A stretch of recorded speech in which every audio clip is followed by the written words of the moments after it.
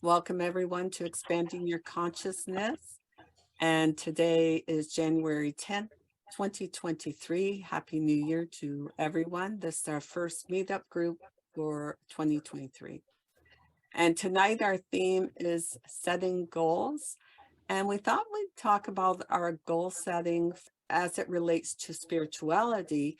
But of course, sometimes, in our jobs, if we set goals in regards to our work or in education or whatever it is that we set a goal in, often that is adding to our spiritual development.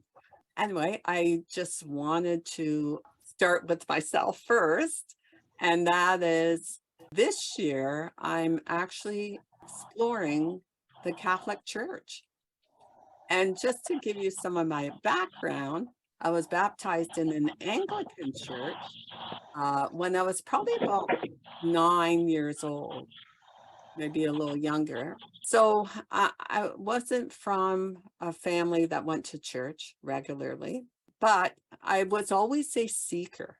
So I always spent a lot of time exploring different religions and, going to different churches, when I could. I mean, we lived out in the country, so often it wasn't easy. But as I, got older and moved into the city, once in a while I would explore it. But often I was more into self-help books and those types of things. But I did explore the Self-Realization Center, the Theosophical Society, Buddhism, Zen Buddhism, all these practices. But this past fall, I was just out in the back alley washing one of our vehicles, and my neighbor passed by and he said to me, "Oh, Diane, I know you like to paint.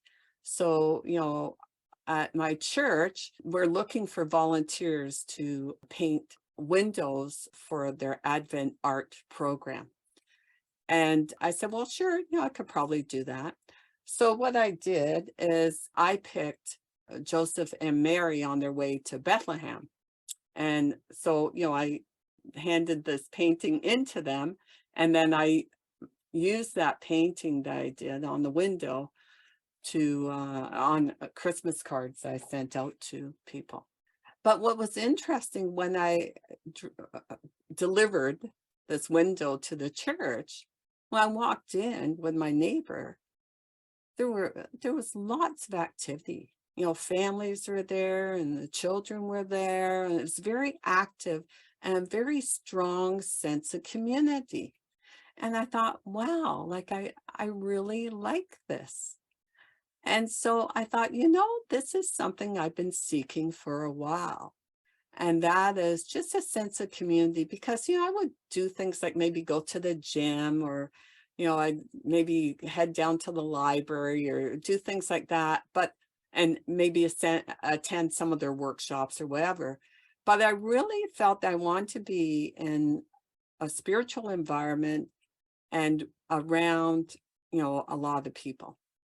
But that church wasn't one that really appealed to me. The Catholic Church appealed to me.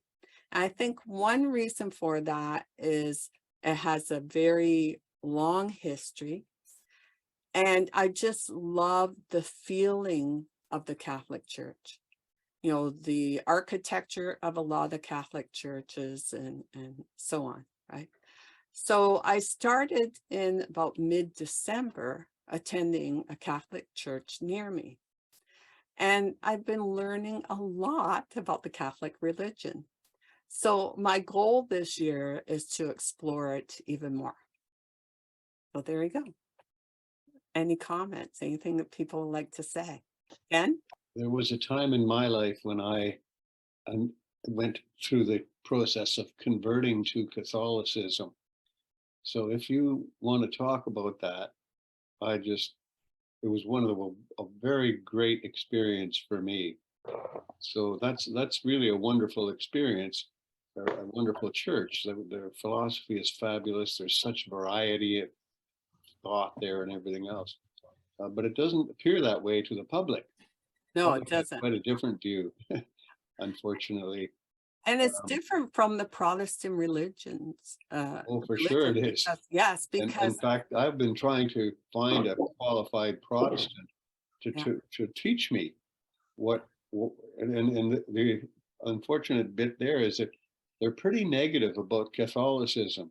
So it seems that well, I don't want to be unfair to people. There may be some really wonderful philosophers in Protestantism that I don't understand.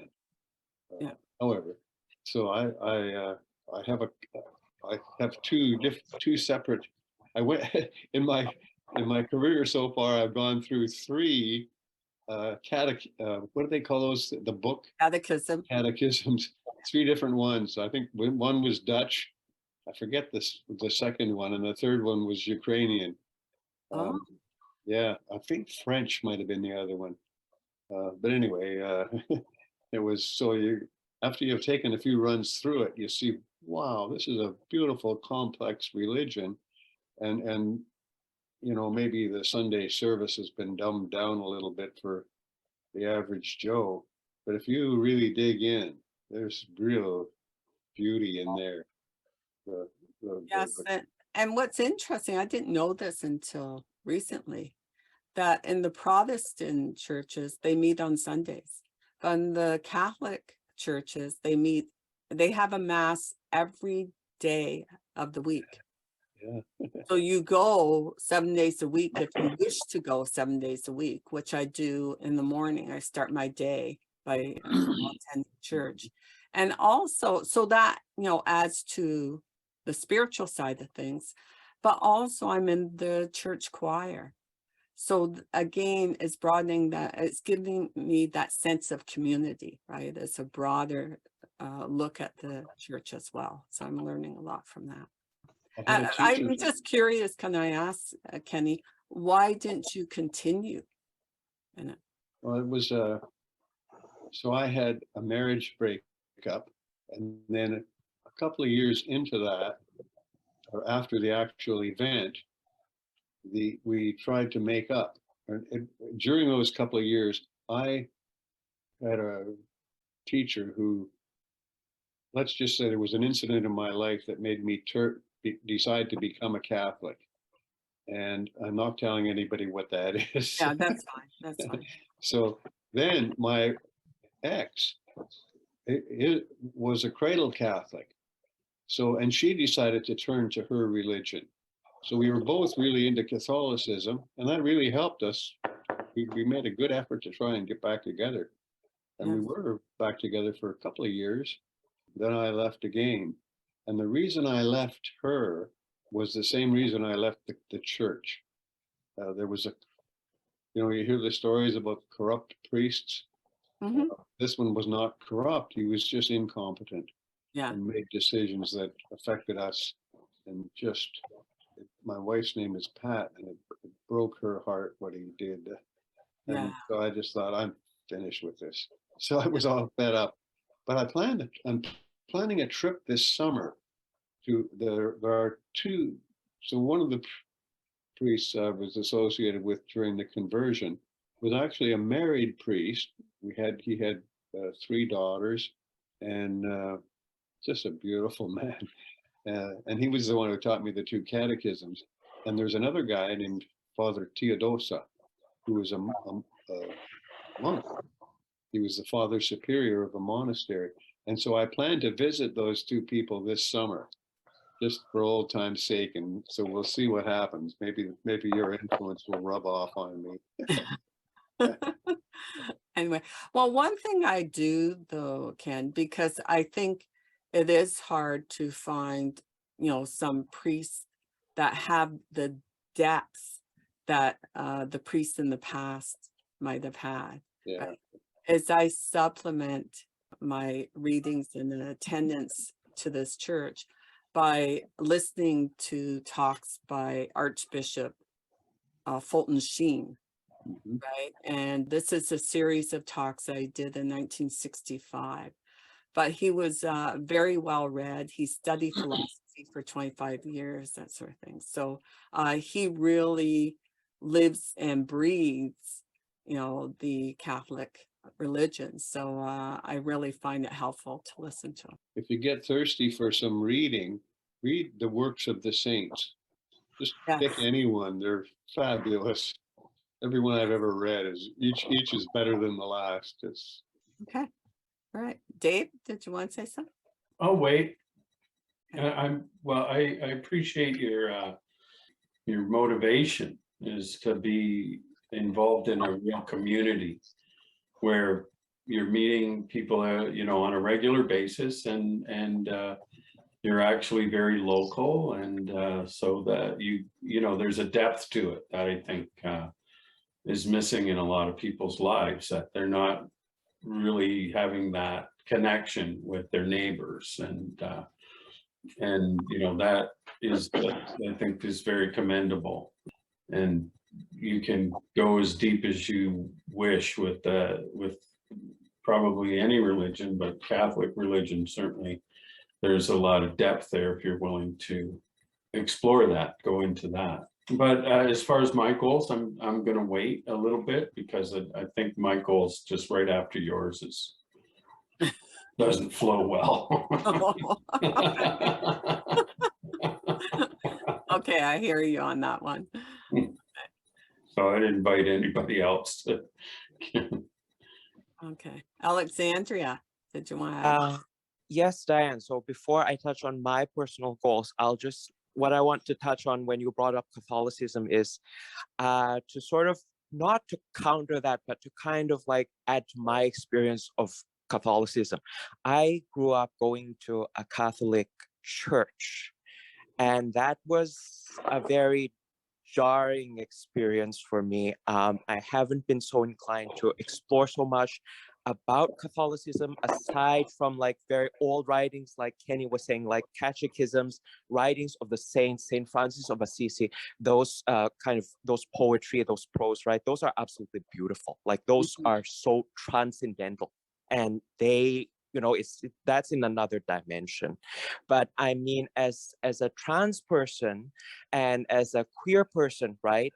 Given the stance of the Catholic Church, the modern Catholic Church at least, on same-sex marriage, on so many of the issues that we're dealing with, on even in some degrees the legitimacy of people like me's identity, it's very, very difficult for me to reconcile, and really hard for me to find value from where I stand now and the system as it is, right? So I don't deride or put down anybody's choice. I don't advocate or not for anybody to do a certain thing. I advocate for everybody to find the right thing for themselves, right? Like, in my opinion, if it works for you and it makes you a more loving person, and that's what does it for you, go for it. You have my blessing, right? But Thank you. just wanted to add that. But Diane, Yes, how no, would you, before I start on my thing, sorry, I just wanted to ask you, what is your perspective, like your stance on, like, exploring Catholicism and like reconciling that with like the issues of what I was just talking about?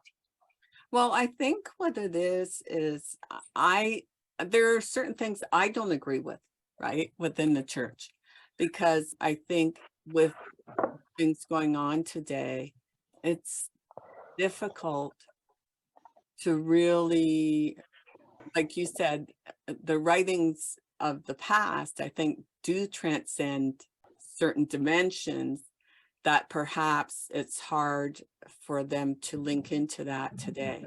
I don't know. I'm still exploring it. Like, I do things like the rosary with a group.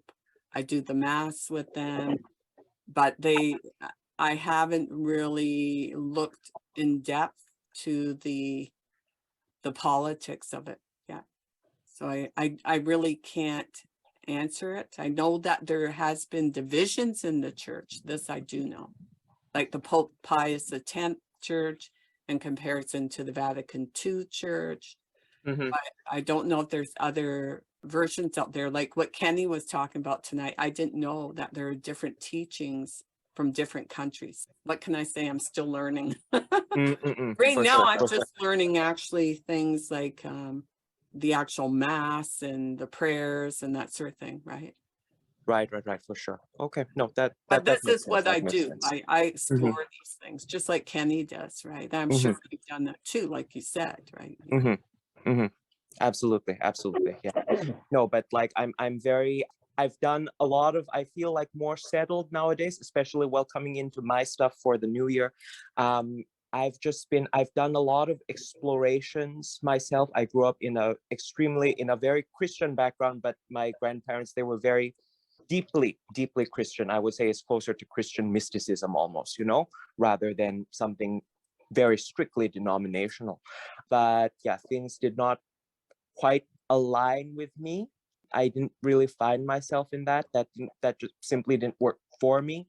And I've explored a lot: Buddhism, Hinduism, Wiccan, various other occult, esoteric things, Eastern philosophy, a lot of schools of different types of meditation, and largely I have really, like, my world does really rather revolve around my Hindu practice.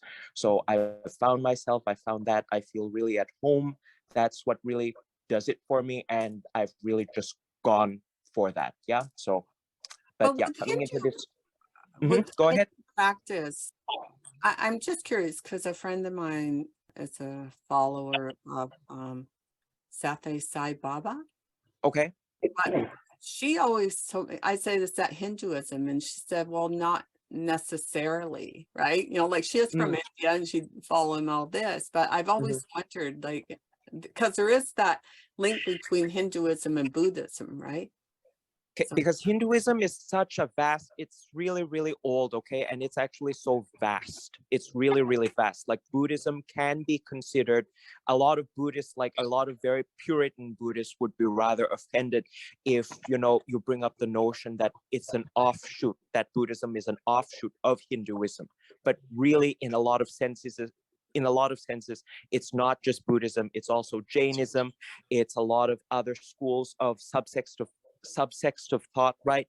And just to give you a kind of like a general picture, like within Hinduism, there's a lot of different deities, there's a lot of different aspects of the divine, right? There's the goddess, there's Shiva, there's Vishnu, there's Ganesh, there is Jyotish, which is the Hindu cosmology, and all of the planets such as Mercury, Saturn, etc. They all have they're all personified as deities, okay? So within the big banner of Hinduism, there's a core philosophy, but the rites, the rituals, the ways that they go about things, and the practices with varying effects, right? They can seem very, very different and almost like oppose one another or contradict one another. Like Tantra is very, very different than more of the orthodox practices.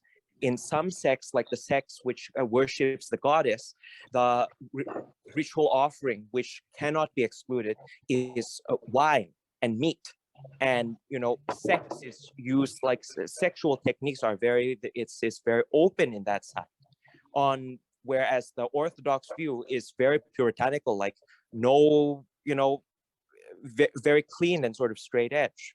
So it can be quite hard for a mind who's understand more Western spirituality or the church or the teachings of Christianity to really get a grip of what it's about, because it is so nuanced and varied and vast. So, yeah. and as a transgender person, Yes. like, do they even talk about things like in relation to male, female, and all that? Like, do they get into that sort of thing? Could Like, you? I know it's ancient text, but like, how does it, because it's so old, how does it fit within modern society? That's what I'm wondering.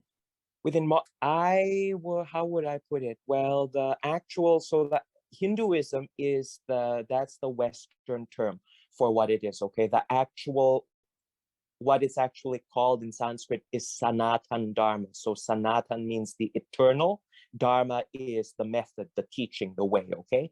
So at the core of it, really, like we were talking about with the catechisms and with the beautiful poems and, writings of great saints and such and enlightened masters, the truth of it and the philosophy of it really does not, it doesn't pertain to a particular lifestyle or appearance or external, like, or it's not circumstantial. Yeah. Okay. So I mean, yeah, so it's really, it does transcend any kind of those more superfluous conditions. And it's really just about Internal work. internal work, your identity, like how you relate to the soul, how you relate to God, and actually finding the presence of God within everything of your experience and not excluding anything. So with that being said, right, with that kind of a philosophy, this can really be applied to if you were living in, a society from 2000 years ago to what we're all going through today. Okay. And in terms of, because specifically when you talk about being transgender and what I was bringing up about like LGBTQ issues, well, actually one of the highest incarnations of deities is transgender in Hinduism. So that's Shiva Shakti. That's a fusion of Shiva and his consort Parvati. And it's not them as separate beings, but it's actually them together. Rather, it's rather beautiful. No, but that deity is credited as being the foremost incarnation of the divine from which all life sprang forth.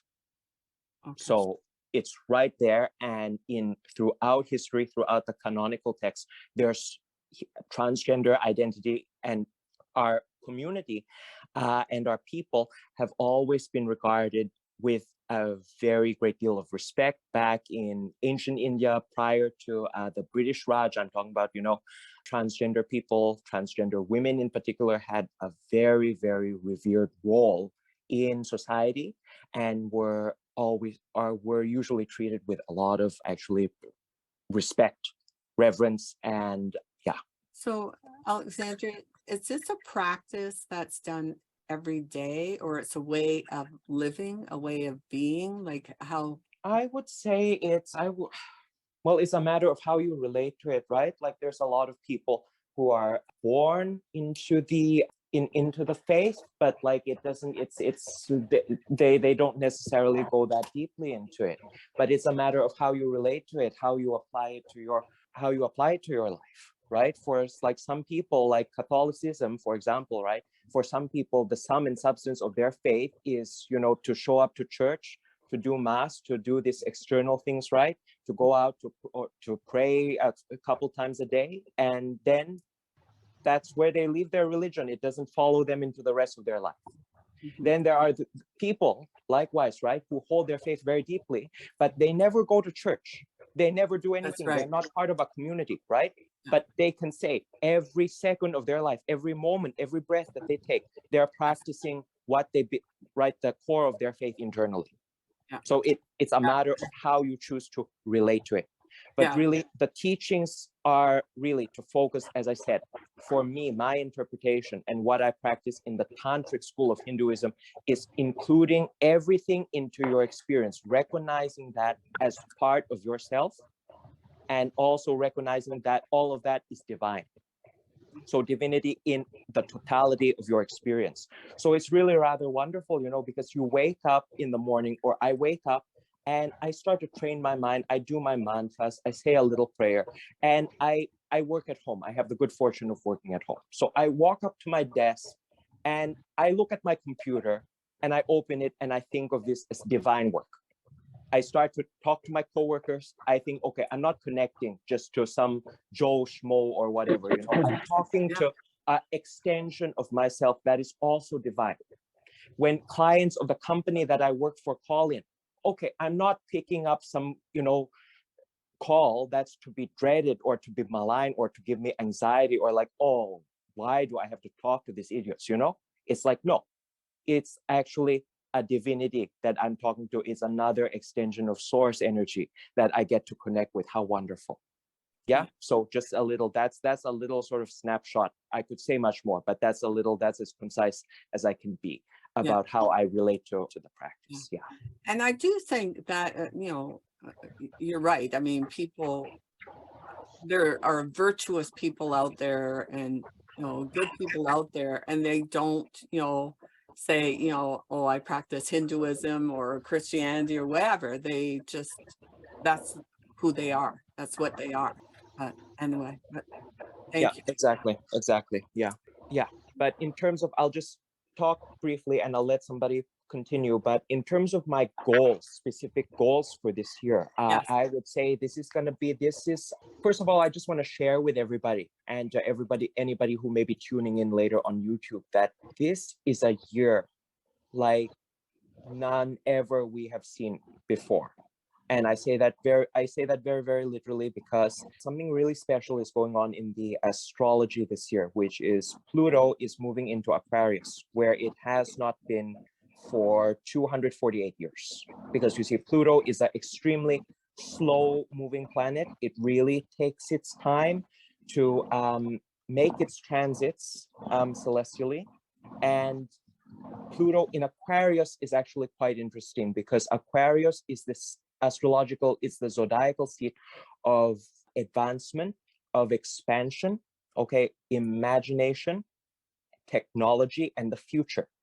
Pluto itself is the star of power, deep emotion, and kind of like the forces that are within, kind of like, the what's the right analogy? Kind of like, the not like the surface, like you think of a body of water, right? Like not happily, like, like you're not skimming the top of the water with Pluto. Pluto is like the very depths, like going down to the deep, almost to the core of the earth, like Mariana's Trench, that kind of stuff. And if we look historically to the last time that Pluto was in the sign of Aquarius, this was in 1777. And what happened around that time, 1776, that was the American Revolution. And Pluto was in Capricorn, where it is right now. It was in the final degrees of Capricorn, exactly where it is right now. And it was the American Revolution that happened.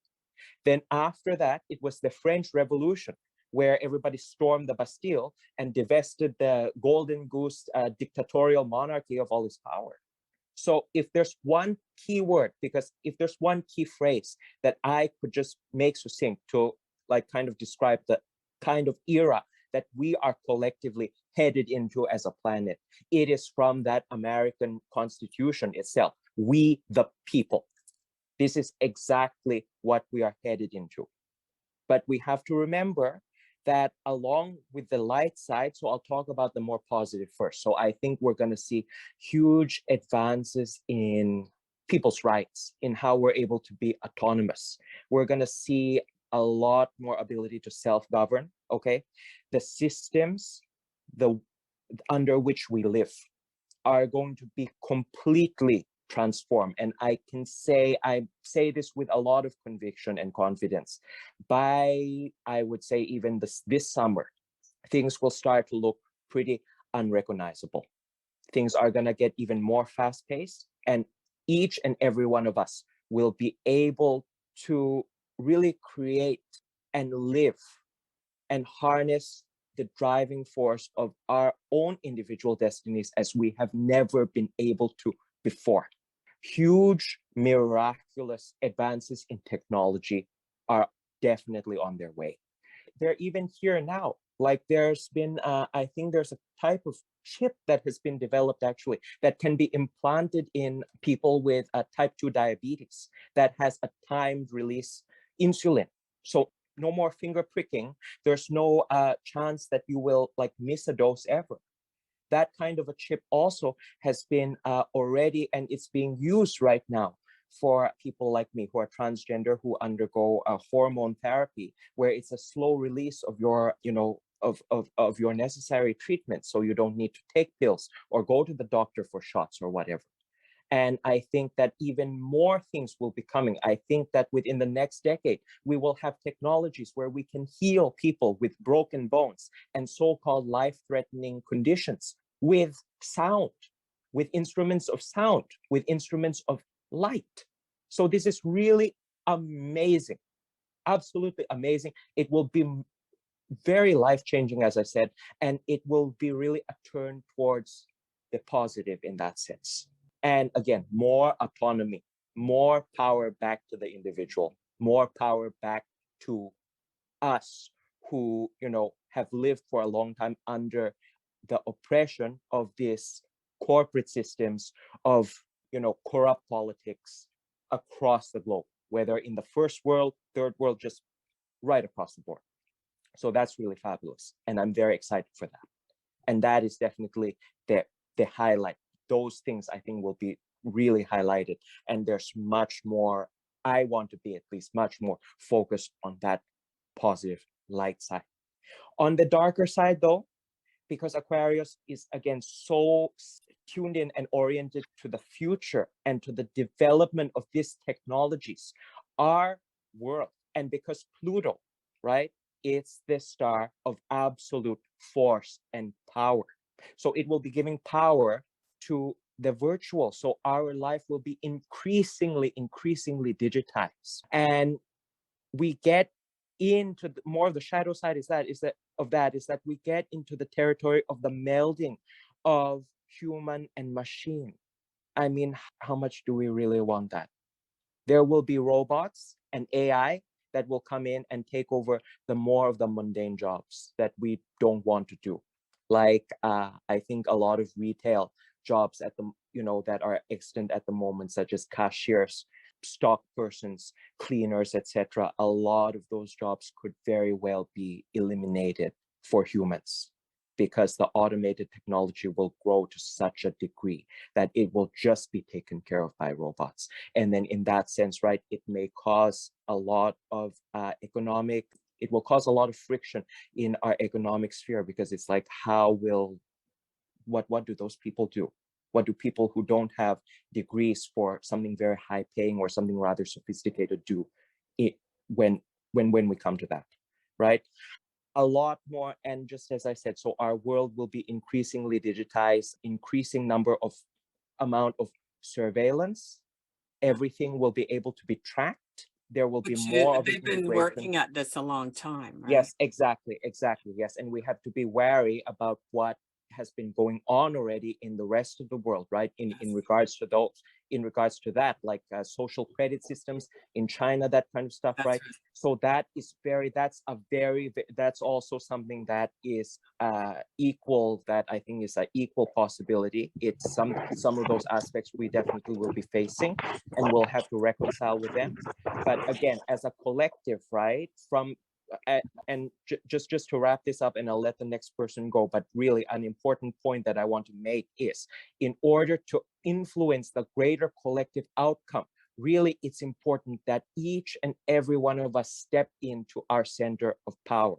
The more that you can keep your consciousness, keep expanding your consciousness, pun intended, per the name of our group, yeah, and keep your frequency and your vibration on the highest range as possible, and you keep yourself in peace, you keep yourself in love, you keep yourself focused on creating something beautiful for yourself, and you keep your vision firmly fixed towards the positive, towards the upwards, okay, towards creating something of beauty, of love, tuning into that positive frequency, the more that you affect your surroundings, material, immaterial, sentient and insentient. Everything is energy, right? So everything around you, you are connected to everything. Therefore, everything you say, everything you think, everything you do has that impact. It's like a ripple on the pond when you throw a rock across a pond, yeah?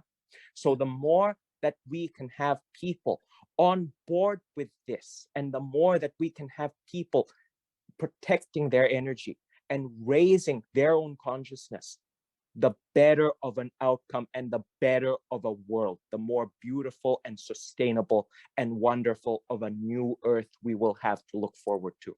And this will be the best era of our lifetimes. And we're setting this up not just for ourselves, not just for the kids, but for the generations after them and after them and after them. We're laying the foundations, and we are being the energetic pioneers of a much better place to live.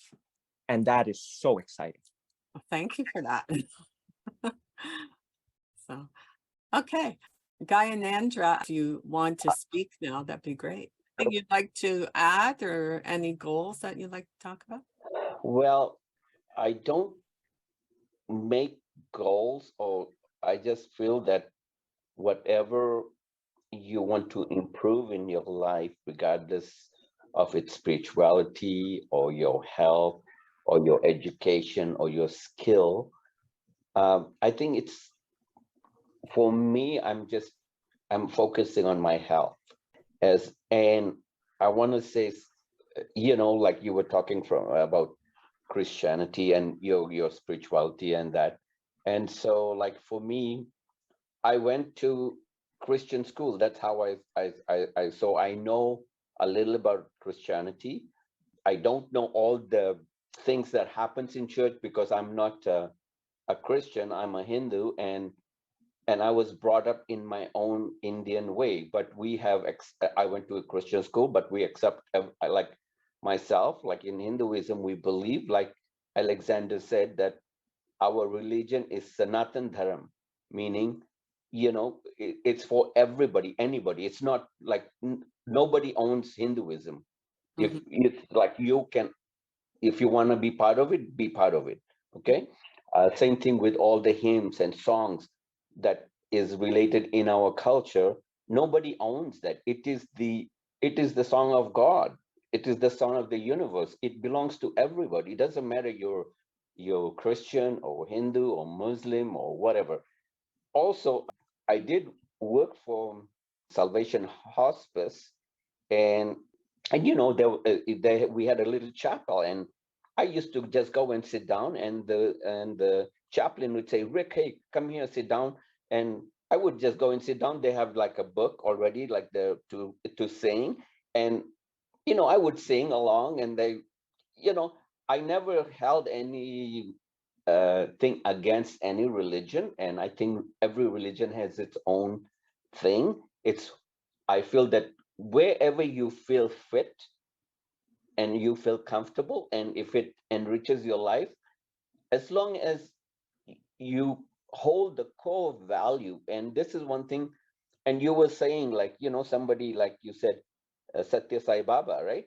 I mean, I used to go to Satya Sai Baba, I used to sing, but also I had to leave that organization because, see, out of religion, doesn't matter it's Christian, Hinduism, or any other religion, sometimes offshoots of people will come out and make, like Satya Sai Baba did a lot of things in India for a lot of poor people. He brought the project, he did a lot of things. But then there's other controversy that has tainted his name, and Yes. then Yes. and all sorts of, no, and this happens in Christianity too, Yes. like like the guys who went to Guyana, wherever people died, and Yeah. there was the Waco thing, and Yeah. so every religion does have, and so sometimes uh, religion is used by some people for their own gains, but until you become aware of that, right? Yeah. And they will teach you, like Satya Baba, when I think about Satya Sai Baba, and also the other movement, the Rajneeshi movement that had happened, and their core values are very good. When you read, it looks good, That's right. but Yeah. but the intention was something else, because there's this hierarchy who the intentions are something else, right? Yeah. And then these organizations are still there, and they people who want to. Uh, I don't know what the controversy people. I mean, there's controversy in religion everywhere. Doesn't matter wherever, right? And the only thing I can say is it doesn't matter what religion or what following you have. This very simple is to be a good person. It is very And simple. You're right. yeah, Yeah. just be a good person, treat people with equality. These are the very core things in Christianity, Hinduism, Buddhism, Jainism, every religion. They preach everything, like when you think about Islam, Islam is not a bad religion. It's just these fanatics who have That's used Islam yeah. in a bad way. And same thing it happens in Christianity, same thing it happens in Hinduism, same thing it happens in uh, other religion, right? So I think when you really have to understand religion, there's a lot of rituals and all that. Rituals are, yeah, there's nothing wrong with ritual because ritual has a meaning, but you have to understand what ritual really means, right? And until it's like, Christian wear a cross, it represents Jesus, and Hinduism, we have so many kinds of things to identify. Sometimes people say, oh, how come you have so many gods? It's not that we have so many gods until you really understand Yeah. These are just the manifestation. Just look around us. Everything we have in this world, this is the manifestation of the divine, just like Alexander said. And Alexander, you're quite really into it, and some of the things you said is very true. Even all the new technologies that is happening, these are already written in our books, that these at this time, at this time, at this time, it's about hundreds and hundreds and thousands, like in our Hinduism, like, Brahma, one year for Brahma is like so many thousands of years is one day for Brahma, right? Exactly. Yes. So when you think of the divine, the universe, even when NASA has put the Hubble space, right, in the space, you can see the creation of the divine is just there's no end to it, Yes. right? There's no end to it. And same thing with Christianity would preach that, Hinduism would preach that, so in a way, to sum it all, right, religion is it's a good thing if you understand it to a point, because I mean, look at all the wars that happened with religion. It doesn't take a very, somebody matches like a fire with religion. Oh, look at Israel and Palestine, and in India, there's Hindu and Muslim have fought for so many long time. So religion is, it has to be. I feel like religion is a personal thing to me. I never tell people to, oh, hey, come and follow my religion. I believe that if you are thirsty for anything, right? Mhm. Doesn't matter, it's religion, education. You have to go to the tap. The tap is not going to come to you. Okay? Mhm. If you're thirsty for knowledge, you have to go to the source. You have to go to the river. You have to go to the tap. If you're thirsty for a can of beer, you have to go to the fridge. The beer ain't gonna come to you, right? It's just this is how it is. And there's a I lot of, understand. Yes. and so religion is a very beautiful thing. And then out of the religion is then another part, which is spirituality, right? Okay, how do you, because religion and spirituality is part and partial. They basically go together, They right? do. And just so you know, Guy and Andra, in the documents of the elite, one thing they say is remove them away from spirituality, remove them away from religion, right?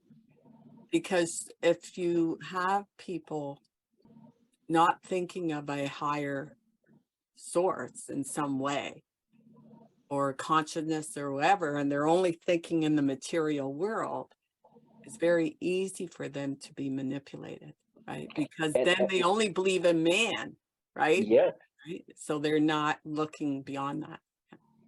yes, and obviously, like Alexander said, like um Hinduism is a very old, it's the oldest religion there is, and out of Hinduism came Jainism, and Buddhism, and many other religions.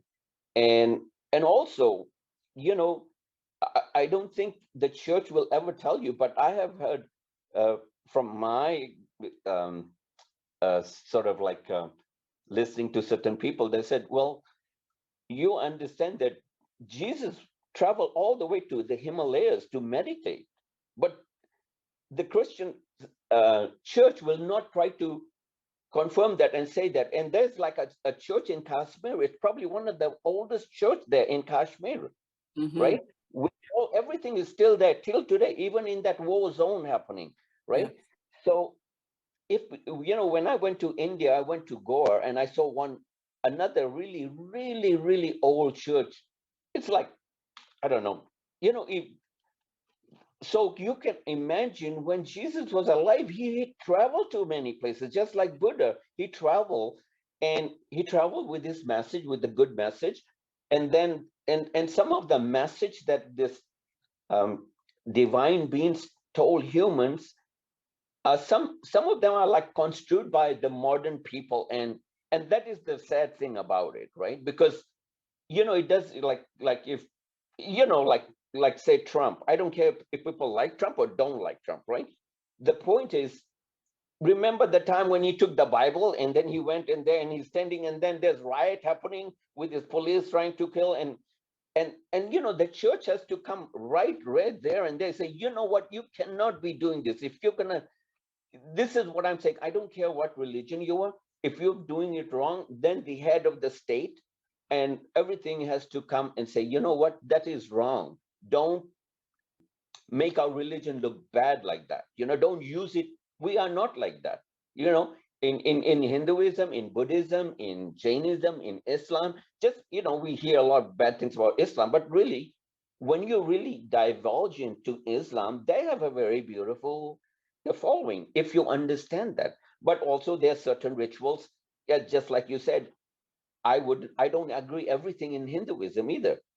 And Christians have the same thing, Buddhism had the same thing. So, I mean, I watch a lot of sometimes YouTube and try to educate myself. So I listen to different people all the time. So you get a mixture of, okay, this and that. Because the more you educate yourself, learn, and don't discriminate. Don't say, oh, he's wrong or he's wrong. It's just people are coming with all this side because our knowledge is expanding, like Alexander said, right? About the planet Pluto and Aquarius. I'm going to tell you, I'm an Aquarius. That's my sign, right?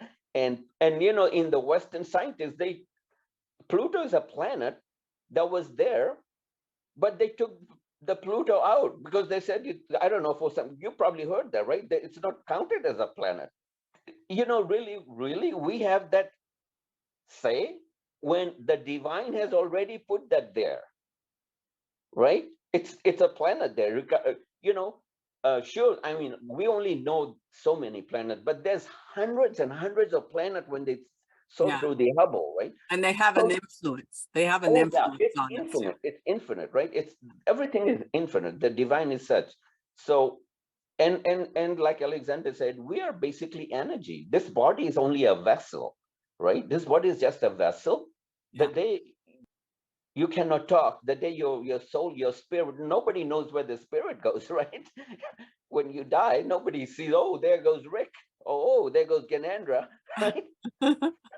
Oh, you're leaving? No. All you do is cry. You cry to the dead body. But when the dead body happens, it is only the human.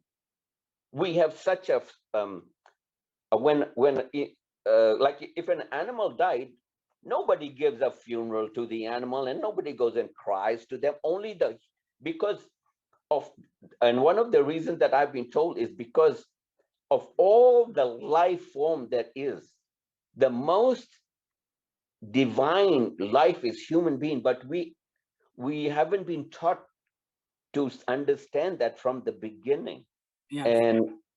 And so we get distorted in many things, and because you only get from I'm talking from the Hinduism point of view, it's like your karma must have been so good to be born as a human, because and then you talk to Buddhism and from Hinduism and Buddhism and Christianity, we want to liberate our life. We want to liberate. We don't want to come back to this life. Yes. But of all the life there is, human is the most, we say Utta means the most divine, because we have the thing that the divine has given, which is the intellect. We know the right and the wrong, the good and the bad, the poison and the unpoisoned. We know, we know there's an elephant which is so powerful, but we have created a gun, we can shoot the animal. We don't have to worry about but also the divine has given the elephant the intellect. He's like a full package. He doesn't have to shower. He doesn't have to go brush teeth. The divine has given him that life, right? It's a living thing. And so we have to share the planet with everything that is around us. And same thing in society and culture.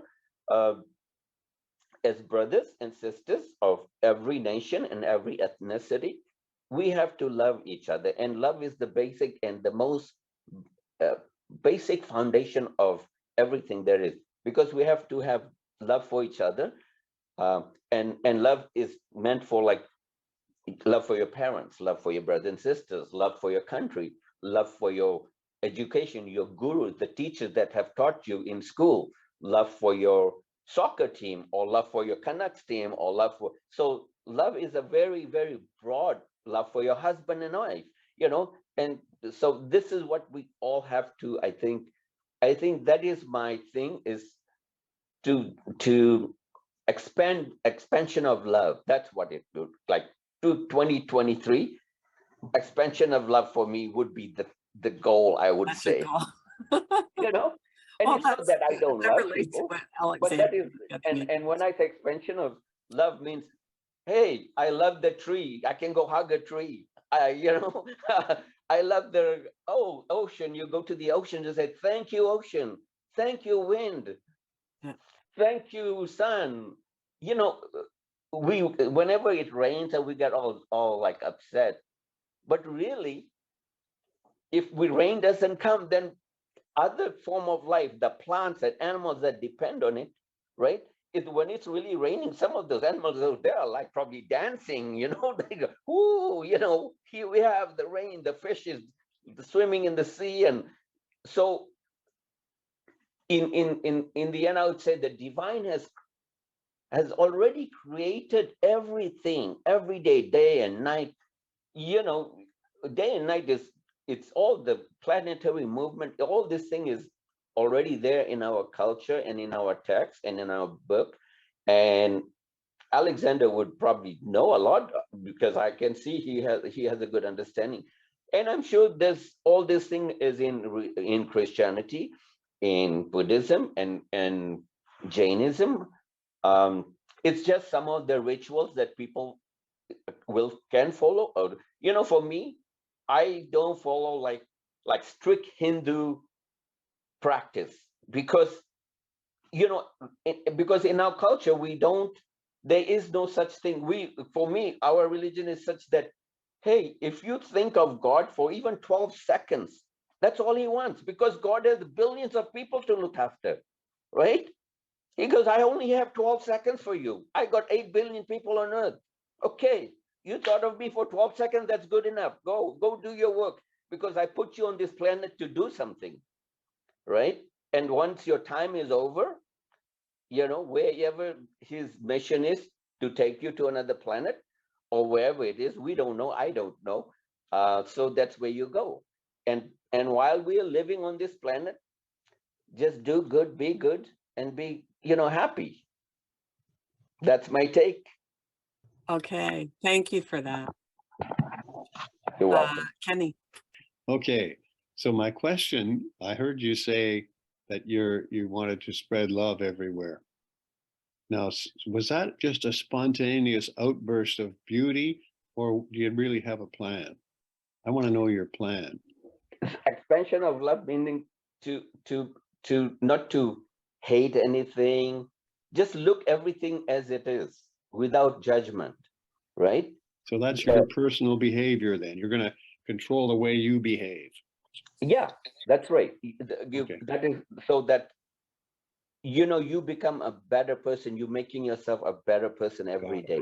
So you I got it. improve your, so you you know, we humans, you know, no one is perfect, right? We all have so many things running in our brain. It's like you know, it's like a monkey mind. It's jumping from here and there, and you have millions of thoughts. So, and that is why meditation in a lot of religion is very important. You know, Christians have it, Hinduism has it, most everybody has, and meditation is used in a lot of things. In I think meditation should become part of like a like, you know, in school. You know, 5 minutes of meditation, Yeah. and then start the day. I was hoping I could persuade you to give something practical that is Okay. a goal rather than just these theories, because the theories are great and that's a form of verbal beauty. But I want to hear the down to earth. What are you really up to now? What's your goal for this year to put your money where your mouth is? I would like to improve on my health. Yes. Yes. And I would have to do that with the expansion of love, because I have to love my body to do that, because Okay. my body will go through aches and pains and sweat. And I have to say, hey, I love it. So what issues though, I shouldn't ask that, but what I'm saying is, what would be your focus then? Like, are there certain things related to the body that you want to focus on? I guess that's what I'm saying. Because, you know, we can all say, you know, we have health issues, but usually they're specific, right? I would like to, because as you grow old, you start to lose muscle mass, right? Because if you don't lift weights or things like that, so that's what I want to do, is to strengthen and build the muscle that you know, that I have lost, or I can see it on my body that, hey, I'm not doing a certain exercise like lifting weights and things like that. So I'll have to start lifting weights, and not heavy, very heavy weights, and not to hurt yourself, but to take everything slowly, because if you haven't done things for a long time, so you got to start it slowly and let your body get used to it, and then you increase as much as, because you know, everything also is about your age too, right? Age is a big factor too. I mean, when you're young, your body reacts differently, and men and women, we go through a lot of changes in our body as we grow old, right? So that would be that is one of the things I'd like to do this year. So are you buying weights? Or are you going to the gym, or like? I have weights, and I Oh, have resistant band, which is you can use so I will be doing that. Yeah, and practice yoga and do exactly. I was gonna say yoga. Yeah. yeah, yoga and body weight too, right? Like, Yeah. not, it doesn't have to be going to the, I think going to the gym is not bad, but then you have to have time. Also, you're going to be paying for it. Yeah. You know, it involves a lot of time consuming too, right? When you want to do exercise at home, it's simple. You know, you can do, I don't care, 20 minutes, 30 minutes. It depends on how much effort you want to put into. That's right. Right. Kenny? So by coincidence, I have the same goal regarding weights. I used to be a weightlifter. So today I lifted my first weights and I don't know how long. But I don't want to, I want to come back to Alexandria, who had a talk about astrology, but you forgot to tell me what are your goals with respect to astrology. You're not going to be moving the planets. So, what? See, so tonight's theme is all about goals, and that's what why I showed up. I want to hear.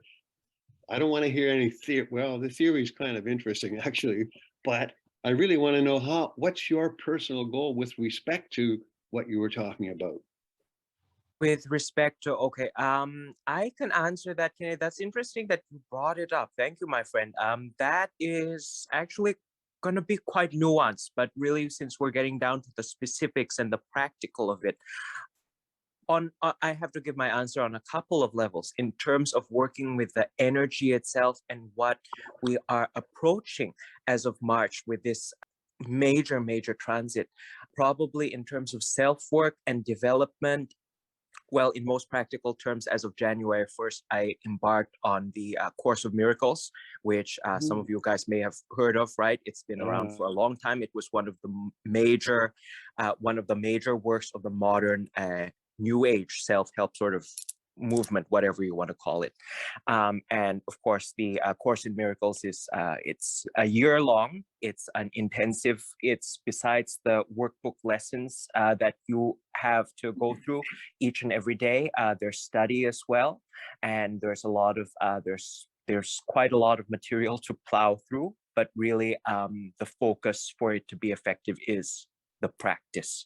So committed to doing that. So that's a lesson a day, 365 lessons of mind training plus reviews. Yeah, I'm committed to that practically. And also really just becoming a bit more of an observer every day, becoming like dropping into peace a bit more every day, letting go of what doesn't serve me anymore and learning to release and learning to be softer and just a bit more open and accepting with myself and giving myself that allowance and that permission to be myself. Because when you give yourself that, then it comes naturally with others. It doesn't come into question when you're around other people. If you allow yourself to be, you naturally allow others to be. And I find that's a really beautiful quality that I've seen in a lot of my teachers, in a lot of really realized beings that I would like to really embody more for myself this year. In respect to practically working with astrology, just to learn more, I hope to take a course this summer in sharpening my skills a bit more, in learning to cast a chart, to read a chart, to work around houses, and to learn about more specific transits like trines and squares and such, and how to read those in somebody's chart. So yeah. Excellent. Yes. Okay, Dave. Oh, Kelly was trying to broadcast. Oh, Kelly. Yes, Kelly. Sorry, Is she Kelly. still with us? I know it's getting late there. Yeah. Kelly's in I'm still Ontario. here. Just so you know. Okay, Kelly. My goal this year is to get more focused with I'm very focused with my prayers and stuff, but get more focused as to what I pray about, and also just focus on things that the direction that I want to go into. Yeah, with my transcription, and also with promoting charities, which I do. Right now, I'm just taking time off work, and I'm enjoying it. So yeah, just Excellent. focusing on things like that. Yeah, this year. Yeah, You're taking the month of January off, right? I am. Yeah, Okay. And your course starts when? February, middle of February. Okay. I thought I'd be starting this month, and they said no. Okay. All right. So yeah. Anyway, Good luck with that. I do have to go. I have my little furry friend that I have Yes, to I take know. out. But Yes. Thank you yeah, for joining.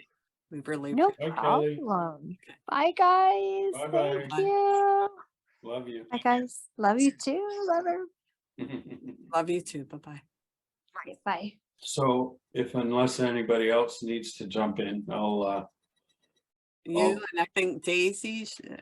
Daisy. Is Daisy from New York? Is that Daisy?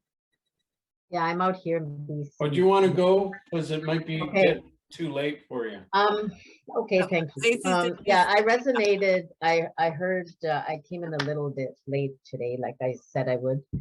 I joined a bit late. So I resonated with Gayandra, what he said a little bit about improving my health goals in terms of food choices and exercise and stuff and meditation. I do meditation almost regularly every day, sometimes twice a day, once in the morning and once at night before I sleep, or when I need calm in my life. And I want to develop that area a bit more. I think it's very important, like he said, I think so. And it gives you a lot of peace and calm, you know, inside. And what else? I think just, you know, doing some, I'm not too keen about yoga too much because I know lots of people, even teachers, that have gotten hurt by doing yoga and really extreme moves or extreme movements. So I do more like calisthenics or gentler moves, you know, that won't injure me or hurt me. And I like walking, I like swimming. Swimming is excellent because the water acts as a buffer if you're a senior. So what it does, and also I'm like a qualified lifeguard, so water acts as a buffer to your bones and your body parts, right? So that you don't get injured or strain yourself. So I like swimming and biking, and walking is important, I think, for the body. And I try and do that as much as I can. In the winter, much less. So then I walk in the house because it's big enough. I just walk around my house area, inside my house. Yeah, so those are some of my goals. And what else should I say? Maybe develop my artistic abilities a bit more, or maybe branch out with my artwork, and also maybe try YouTube, like putting something on YouTube that I can share with the world, you know, and as just like a, what do you call it, a side business or something, or a passive income type of idea or business that I could post on social media or something, because that's really the new wave. So like I grew up in the 80s, right? 70s and 80s, and at that point in time in school and whatnot, we were learning about the information age coming, where everyone's going to be bombarded with robotics and computers. So we learned about the information age back in the 80s, right? 70s, 80s, and I'm basically in the 80s, after Bill Gates invented the computer. So it's kind of like it opened up a big question mark in our minds at that time, right? And so we're actually living that in that era that we studied or talked about back in the 80s and 90s, you see? So now everything is like social media. It's got like social media platforms, Facebook. This is the type of marketing that's happening out there. It's all through the internet. Amazon, they're eating up all the smaller local businesses. You know, it's all like on the web now. So all these, what do you call those stores? The brick and mortar type of stores are, you know, slowly closing down, or they're running out of business, like Sears and whatnot. There's been many, not just Sears, but many like Zellers, Sears, it goes on, right? So yeah, I'm kind of, Yeah, and I guess that is focused. a concern, right? Because then, I mean, what is life? It is interacting with people, not necessarily online all the time, right? It's Exactly. and It's meeting moving people. towards robotics. You know, I've seen it in other countries where, you know, hotels have robotic human-like check-in staff. Have you seen that in Japan or China or somewhere? I mean, and they also have like those machine servers in California and New York or something. I've seen it on TV. I'm an avid news watcher, you know. There's try a to- restaurant that Dave and I went to Uh-huh. on Broadway, and Pardon me? there's a restaurant Dave and I went to on Broadway, and they had this robot that would take it was like an R2D2 kind of robot that would wheel Yeah, with the to the tray. table. And Yeah. Dave wrote them and said, like, we really like the traditional side of your restaurant. And it was Wow. small. If it was a huge restaurant, it'd be different, but it's a very small restaurant, right? And they have great staff. So, but I think It's in Vancouver. yeah, they removed. Vancouver. Mhm. Yeah.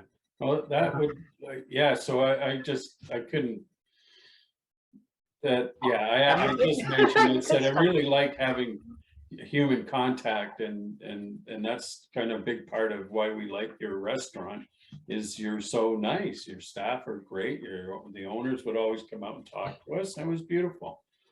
So this sort of segues into my goal nicely, Mhm. and about, being around people and going to brick and mortar stores and Exactly. so my goal this year, and I'm not being facetious, although it might sound funny, is I want to be a better bowler. And y'all Bowler? know what bowling is, right? Oh, yeah. 5-pin bowling. My friend signed me up to a fun league. So every Monday night now, we go as a team and bowl with other people. So we had that last night, and my muscles are really sore, especially my legs. And but that brings into focus that the ultimate goal for this year is to really get back into yoga, not any kind of an extreme yoga, but just stretching. And but the nice thing I realized was this brings it into a real focus. I've got this activity, and my body's talking to me, and it's saying, okay, let's this is a good, a good motivation to actually make a regular thing of improving your body. Yes, it's great to do yoga and improve your body, do the stretching, and gain skill. Also, this is it's not as easy as that looks. It takes a fair bit of practice to get good at it. But to that motivation is that you've got something to look forward to, and you get better at it the more you get involved in it, and it involves people. And that was the great thing about last night, was that we're in this bowling alley and it's full of people having fun together, and it was very uplifting. And I think a lot of these sort of things are starting to happen now, because we're hopefully past a lot of this last 3 years, and people are just out there loving being with people. So it was very uplifting, gives me a focus to concentrate on my health, and it's it's just that it's a joyful experience. So it brings a lot together for me. I'm pretty joyful and energetic, and I love people. So this just fits in very nicely with my goals. It brought it into focus. So bowling, as mundane as it might seem, it happens to be something that came along, and I was very I was really wonderfully surprised and joyful about the whole experience. So I'm really looking forward to improving that skill, being out with people, and getting really back into improving my health. So that is actually an uplifting spiritual experience. It has many levels. It's not, just about goofing off with your buddies, and that too. I mean, that's fun and that's joyful, and it's uplifting. So why isn't that a spiritual thing? It lifts your spirits. So Yes, and you've been studying too, like yeah, YouTube videos and everything, like he's really been into it, right? So yeah. So it's very fun. It's a lot of fun. So it's good to have fun in your life. it is. Yeah, that's true. Yeah. But it's also exercise, right? So you're Oh getting, yeah. Tell me about it. exercise at the same time, and you're having fun. So that's important. Yeah. Yeah. I can walk down there and walk, yeah. Yeah. Yeah, and it's an interaction with your friends and buddies, and you're having a cup of coffee or whatever, and and I think human interaction is more needed now, because and I understand technology is taking over, but technology will always have flaws too. I mean, it will, if something breaks down, and then this human robot goes and and gives a wrong order or something doesn't work. So I yeah, maybe there will come a time when they will perfect it, but even then, I mean, I wouldn't want to talk with a robot, you know. I mean,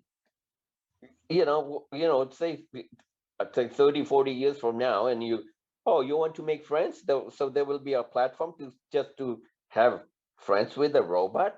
I would never want to do that. No, I would say, hey buddy, you want to go fishing with me? Meet me here, let's go fishing, right? If the robot went there and fell in the water, that would be the end of the robot. So I think we need more human connection at every level, Mhm. right?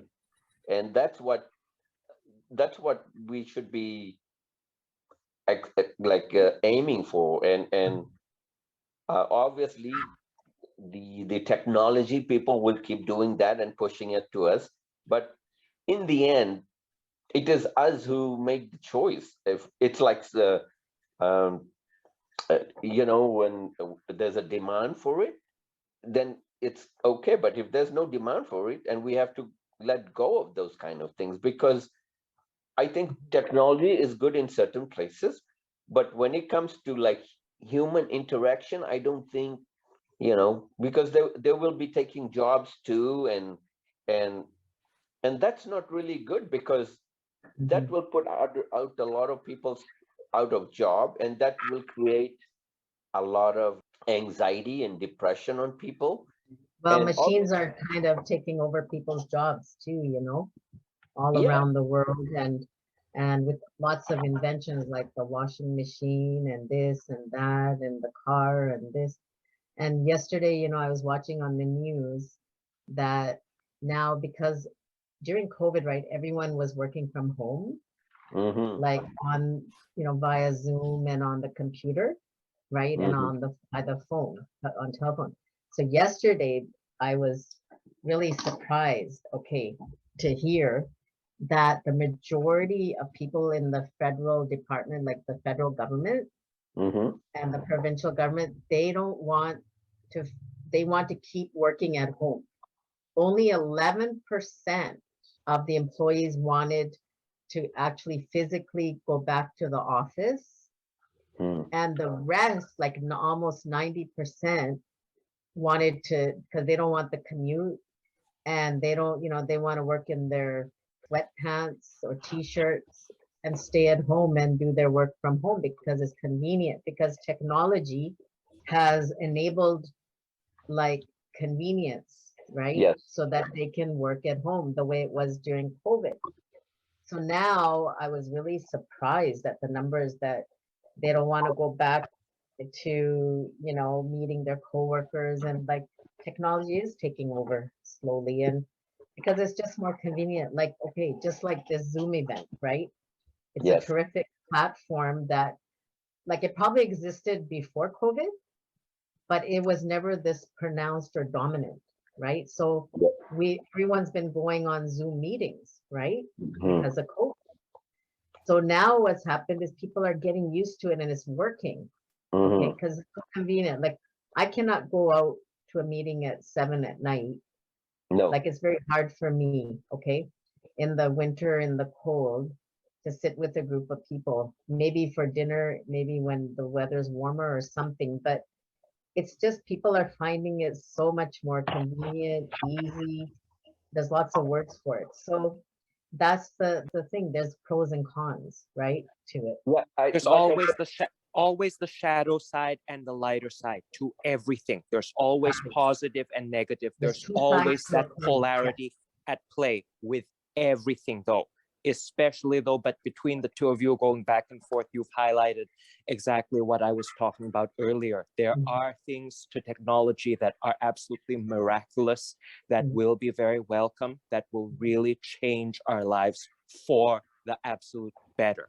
And then there yes, is that darker side of, okay, technology, mhm. kind of taking over, and technology gaining more and more autonomy, right? And then disrupting kind of like sort of the notion of who's really in charge here. So yeah, we do need to be sort of aware of both, equally of both. Thank you. That was really Thank you. good. Yeah. Yeah, I'm not, I just want to say I'm not against technology. It's just that in certain areas it's okay, but in certain areas I think it's not okay, you know. So, but technology is great. I mean, look at where we are today. We are all sitting at our home and talking to each other. So when I think about it, yeah, it's great. We can talk to anybody anywhere in the world, right? Yeah, that's amazing, isn't it?